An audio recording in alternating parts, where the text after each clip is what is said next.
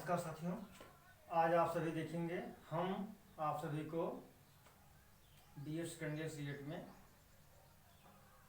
प्रकृतिवाद व शिक्षा के उद्देश्य, प्रकृतिवाद व शिक्षा के क्या उद्देश्य होते हैं, आज हम आप सभी को इसके बारे में अध्ययन कराएंगे। जिसमें आप देखेंगे प्रकृतिवाद के अनुसार शिक्षा के क्या उद्देश्य होते हैं। देखेंगे प्रकृतिवाद के अनुसार शिक्षा का कोई उद्देश्य नहीं होता है। क्यों शिक्षा का कोई उद्देश्य नहीं होता है? क्योंकि प्रकृतिवाद कहता है कि व्यक्ति स्वयं से कार्य करता है और वह सहज क्रियाओं को या आसान क्रियाओं को वह करता है और उसे किसी प्रकार की या किसी चीज की आवश्यकता नहीं होती है। जैसे आपके आदर्शवाद में है, आदर्शवाद में शिक्षा के बहुत सारे उद्देश्य होते हैं।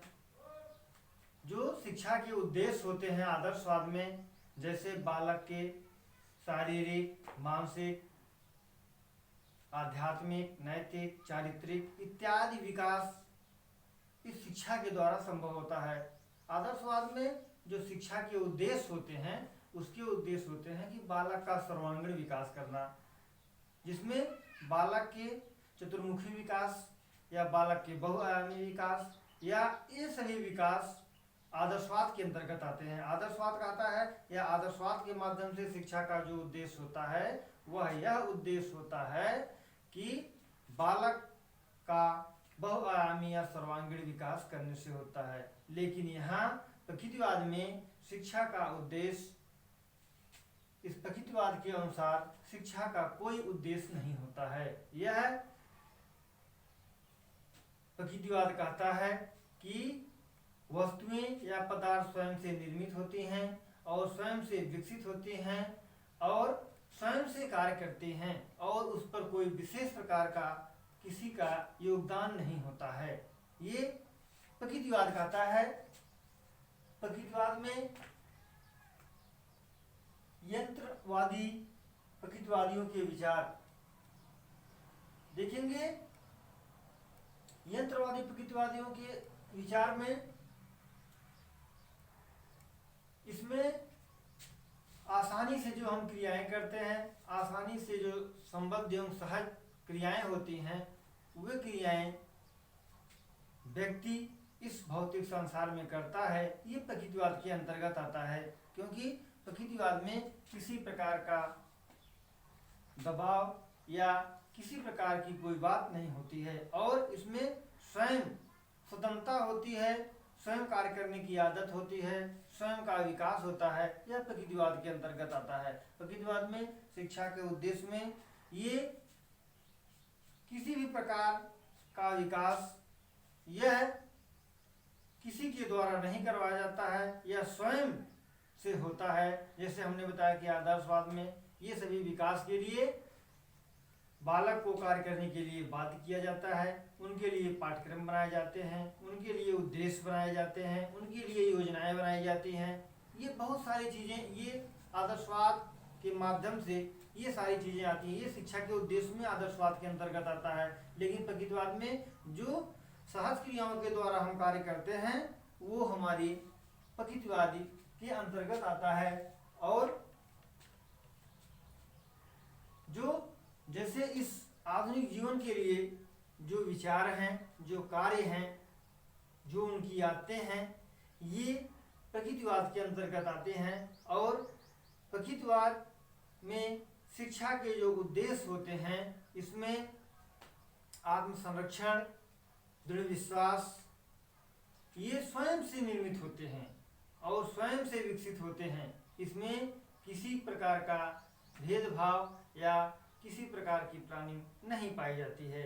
जैसे इसमें आपके स्पेंसर महोदय के अनुसार, स्पेंसर के अनुसार इनका कथन है कि अपने आप की सुरक्षा आवश्यक है, अपने आप की सुरक्षा आवश्यक है। प्रकृतिवाद कहता है, इस प्रकृतिवाद में स्पेंसर महोदय कहते हैं कि अपने आप की सुरक्षा या आत्म संरक्षण कि इस प्रकृतिवाद में आवश्यकता होती है। और क्योंकि आत्मसंरक्षण या आत्मसंतोष के गुण इस प्रकृतिवाद के अंतर्गत आते हैं, जिसमें स्पेंसर महोदय कहते हैं कि आत्मसंतोष व्यक्ति का सबसे बड़ा गुण होता है, क्योंकि जब तक व्यक्ति को आत्मसंतोष नहीं होता है तब तक व्यक्ति में आपूर्ति नहीं होती है, या व्यक्ति का किसी कार्य के प्रति, किसी वस्तु विषय के प्रति जब तक व्यक्ति संतोष युक्त नहीं होता है तब तक व्यक्ति में असमायोजन या कुसमायोजन की भावनाएं पाई जाती हैं। आप देखेंगे संतोष व्यक्ति के लिए सर्वश्रेष्ठ गुण होता है। जब व्यक्ति में सर्वश्रेष्ठ गुण आ जाते हैं, आत्मसंतुष्टि होती है, वह व्यक्ति का सबसे बड़ा गुण होता है, क्योंकि संतोष देखेंगे संतोष ही मनुष्य के भावी जीवन का आधार है। संतोष ही व्यक्ति के भावी जीवन का आधार होता है, क्योंकि जब तक व्यक्ति को संतुष्टि या सहयोग नहीं होता है तब तक व्यक्ति में कई प्रकार की समस्याएं होती हैं। आप देखेंगे आत्मसंतोष मानव जीवन का सर्वश्रेष्ठ गुण है। आत्मसंतोष ही मनुष्य के भावी जीवन के सुख का आधार है। आप देखेंगे आत्मसंतोष प्रकृतिवाद कहता है कि व्यक्ति के भावी जीवन के सुख का आधार है। जब तक व्यक्ति आत्मसंतोष नहीं होगा तब तक व्यक्ति को सुख की अनुभूति नहीं होती है। जब तक किसी व्यक्ति को किसी कार्य क्षेत्र में, किसी विषय के प्रति, किसी वस्तु के प्रति जब उसमें आत्मसंतोष, आत्मसंरक्षण इत्यादि की भावनाएं जब पाई जाती हैं तब व्यक्ति में इस प्रकार के गुण पाए जाते हैं। आप देखेंगे बालक की मूल प्रवृत्ति और सामाजिक अवयवों का विकास करना है। बालक की मूल प्रवृत्ति और बालक के सामाजिक अवयवों का विकास करता है। देखेंगे बालक की जो मूल प्रवृत्तियां हैं इसका विकास, सामाजिक अवयवों का विकास इस प्रकृतिवाद के माध्यम से होता है, क्योंकि प्रकृतिवाद के माध्यम से सामाजिक आवेगों का विकास से आशय है कि जो इस समाज में बालक में ये संवेग उत्पन्न होते हैं, इस संवेग के माध्यम से कार्य करने की क्षमताएं और कार्य करने का विकास इस समाज के माध्यम से बालक में उत्पन्न होता है, और इस समाज के माध्यम से बालक क्रियाएं करता है, क्योंकि ये बालक में मूल प्रवृत्तियां या प्रवृत्तियां जो पाई जाती हैं ये प्रकृतिवाद के माध्यम से भी पाई जाती हैं।